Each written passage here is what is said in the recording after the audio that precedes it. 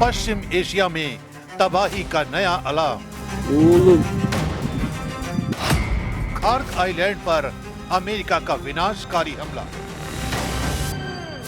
ये तस्वीरें उसी खार्ग आइलैंड की हैं जिस पर अमेरिका ने भीषण हमला किया है। दावा किया जा रहा है कि इस हमले में खार्ग आइलैंड पर मौजूद एक एक टारगेट को तबाह कर दिया गया। अमेरिकी सेंट्रल कमांड की तरफ से चलाए गए इस ऑपरेशन को पश्चिम एशिया में अब तक के सबसे शक्तिशाली बमबारी अभियानों में से एक बताया जा रहा है। अमेरिकी राष्ट्रपति डोनाल्ड ट्रंप ने कहा कि इस हमले में द्वीप पर मौजूद सैन्य ठिकानों को निशाना बनाया गया, जबकि तेल से जुड़े ढांचे को जानबूझकर नहीं छुआ गया। लेकिन साथ ही वॉशिंगटन ने चेतावनी भी दी है, अगर ईरान ने स्ट्रेट ऑफ हॉर्मुज से गुजरने वाले जहाजों की आवाजाही में दखल दिया तो अगला हमला और ज्यादा विनाशकारी हो सकता है। The situation in Iran is going very well. A lot of big hits today, a lot of big wins today, as you probably have heard militarily. And I think it's going very well and with very good control. We'll see what's happening with the Straits. They continue to try and sabotage their own country in the Middle East, but it's been very, very strong militarily.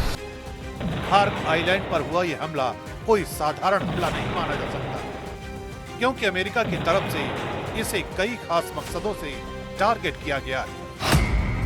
यह द्वीप फारस की खाड़ी में Iran के दक्षिणी तट से लगभग 25 किलोमीटर दूर स्थित है।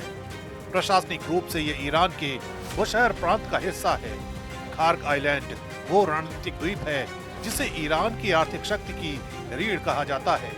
फारस की खाड़ी में स्थित ये छोटा सा द्वीप ईरान के तेल निर्यात का सबसे बड़ा केंद्र है। दुनिया भर के बाजारों में पहुंचने वाला ईरान का करीब 85 से 90% कच्चा तेल इसी द्वीप से होकर गुजरता है। यहाँ विशाल ऑयल टर्मिनल, स्टोरेज टैंक और पाइपलाइन नेटवर्क मौजूद है, जिससे हर दिन लाखों बैरल तेल टैंकरों में भरा जाता है। यही वजह है कि इस इलाके में ईरान ने मजबूत नौसैनिक और मिसाइल सुरक्षा भी तैनात कर रखी है। इतिहास भी बताता है कि ईरान इराक वॉर के दौरान भी इस द्वीप को कई बार टारगेट किया गया था।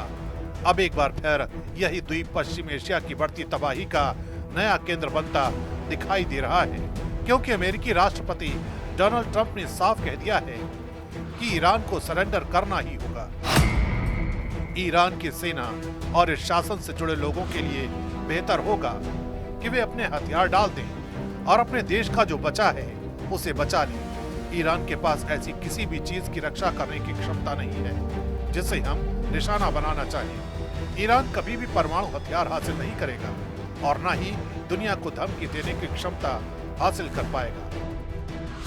लेकिन खार्ग आइलैंड पर हुआ यह हमला सिर्फ एक सैन्य कार्रवाई नहीं है, बल्कि पश्चिम एशिया की रणनीतिक तस्वीर को बदल देने वाला संकेत भी माना जा रहा है, क्योंकि खार्ग आइलैंड सिर्फ ईरान के लिए ही नहीं बल्कि वैश्विक ऊर्जा बाजार के लिए भी बेहद अहम केंद्र है। माना जाता है कि दुनिया के तेल बाजार का बड़ा हिस्सा स्ट्रेट ऑफ हॉर्मुज और फारस की खाड़ी से होकर गुजरता है।